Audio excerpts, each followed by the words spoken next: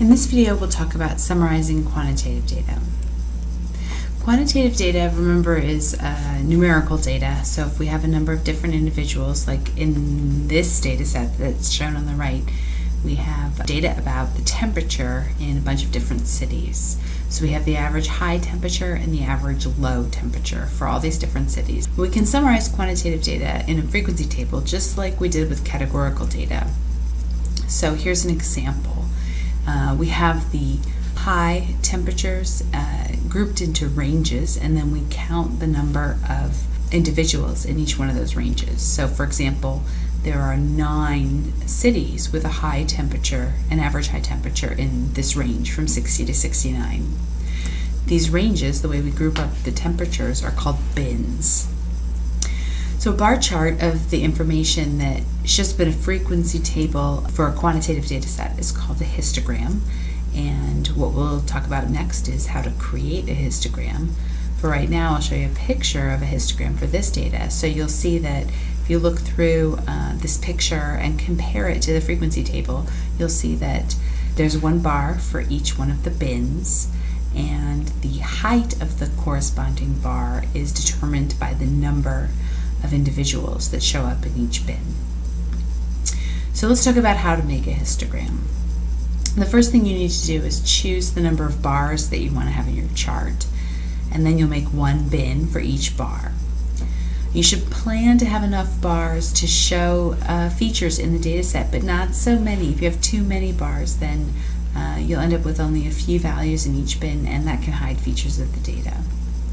So for example, for a data set with only 20 individuals, depending on the range of values and what features might actually occur in the data set, a histogram probably shouldn't have more than about 5 bars. So in this data set, we have 6 bars, and 10 bars would really be a lot. But you can see in 6 bars that there is a feature in this data set. It shows that there's a little bit of a bump. There are a number of cities in the data set that have an average temperature between 38 and 45, and then there's another kind of bump between the range from 54 to 61 and 62 to 69. So that's a feature that we're seeing in this data set.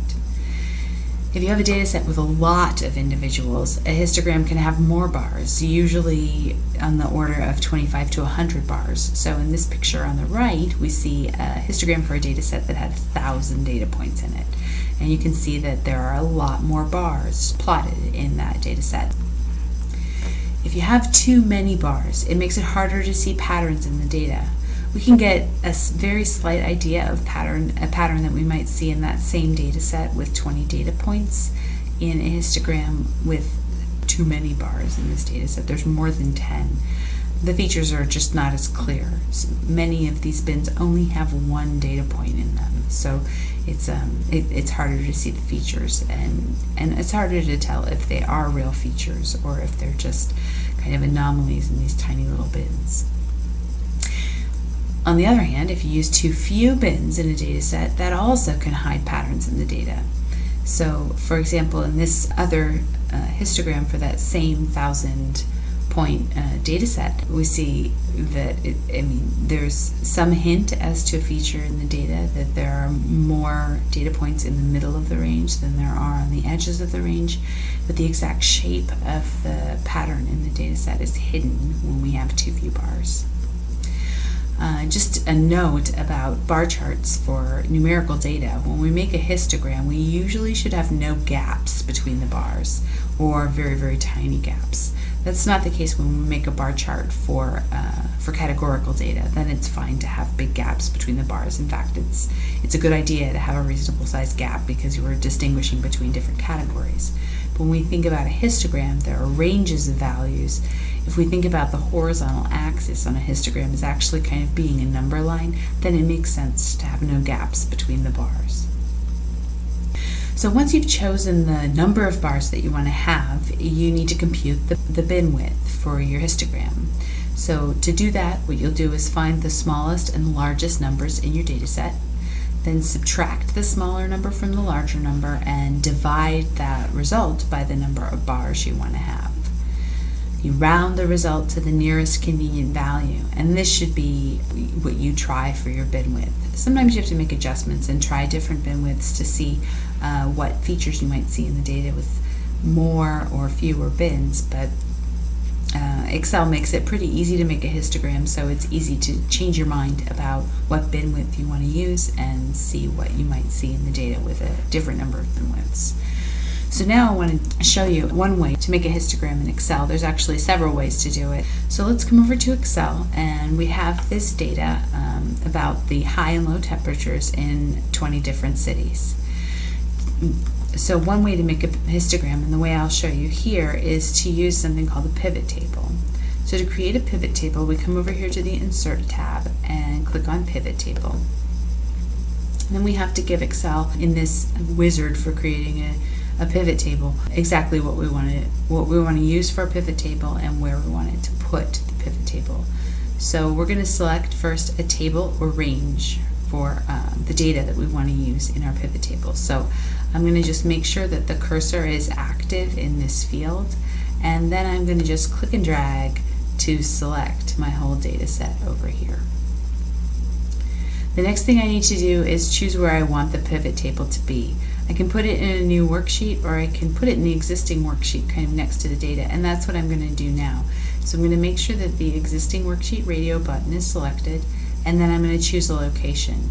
It'll default to whatever cell your cursor is in if it's outside the data set, and if you want to put it in a different place, you can just highlight whatever the guess is and delete it, and then just click on whatever cell you want to have be the upper left corner of your pivot table.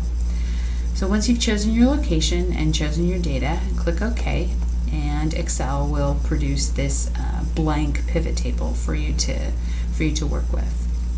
So pivot table fields, this is the formatting window that we now need to work with to actually construct the content of our pivot table. So what we're going to do is choose what we want our row labels to be. Now, if I'm going to work with the high temperatures and try to make a histogram, what my high temperature groups are going to be like we had in the example in the slides, what I'm going to do is I'm going to take this field that says the high temperature, the title of the column with the data in it, I'm going to click it and drag it over here into the rows field, and then let go. And you'll see now that all the high temperatures that show up in this column are now listed one by one down here. The next thing I want to do is have Excel count the number of individuals that have each of these high temperatures. So I wanted to count the number of cities. So I'm going to click on cities and drag it over into this values field and let go. And what we'll see now is the number of cities that exhibited these different values as their high temperature. So for example, there was only one city on this list that had an average high temperature of 41, and there were 2 cities on the list that had an average high temperature of 62. The next thing I want to do is group my data into bins. So to do that, I'm going to select any cell that's in this column that has my row titles in it, and right click and ask Excel to group this data. So I'll click on this option that says group, and then Excel is going to actually show me my smallest value that's in my data set, which is 30, that's the lowest temperature, and it'll show me the highest value that's in my data set. And then it'll ask me how I want to group the data, by tens or by fives, or I can put any value I want in this field. So I'm going to round these values to convenient ones so that I can make a histogram that has a certain number of bars in it. So I'll start my lowest bin at 30, and I want to have a nice round number up here to end my last bin. So I might pick 85. Remember that the highest number in the data set was 84, but I'm going to round it to 85 so I have nice round numbers. And then I can just try different values for how I want to break this range up. So I might want to break it up by fives. So if I go by fives, then you'll see how this changes after I click OK. Excel is going to give me a count now based on those bin widths. So 30 to 34, it's a bin width of 5, and there is 1 city that has an average high temperature falling into that range. There are 6 cities on this list that have an average high temperature that falls in the range 60 to 64, and so on. Now if I want to actually make my histogram, I'm just going to highlight these fields and insert a bar chart. So I can actually ask Excel for recommended charts, and usually it'll pick the right thing. So I'll say OK, and Excel will generate a bar chart. I'm just going to delete the title of this bar chart and the legend over here so that we can see it a little bit bigger. If I want to add a horizontal axis label or a vertical axis label, I can do that by clicking on the Design tab up here in the Pivot Chart Tools and add chart elements. You should do that, but for purposes of demonstration, I'm not going to do it right now. One thing we mentioned is that histograms should usually have no gaps between the bars. So to get rid of these gaps, I'm going to click on one of the bars, and then I'll right-click on it and ask to format the data series.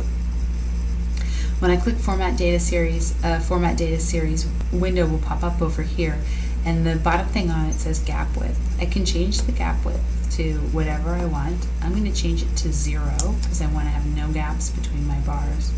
And then I'm going to close this field, and now I can see very clearly the histogram and the pattern in the histogram because I've eliminated the gaps between the bars.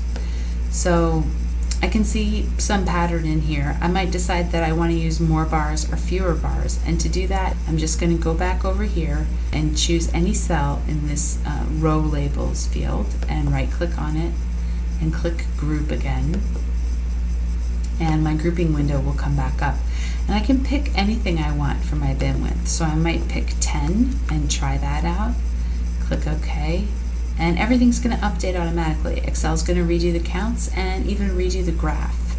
If I want to try using more bars, I'll just right click, choose group. Maybe I think that's not enough bars. I might change this to 8. Say OK, and now I can see a feature in the data set that was not really clear with too many bars. Okay, so that's a quick way of making histograms in Excel, is to use pivot tables.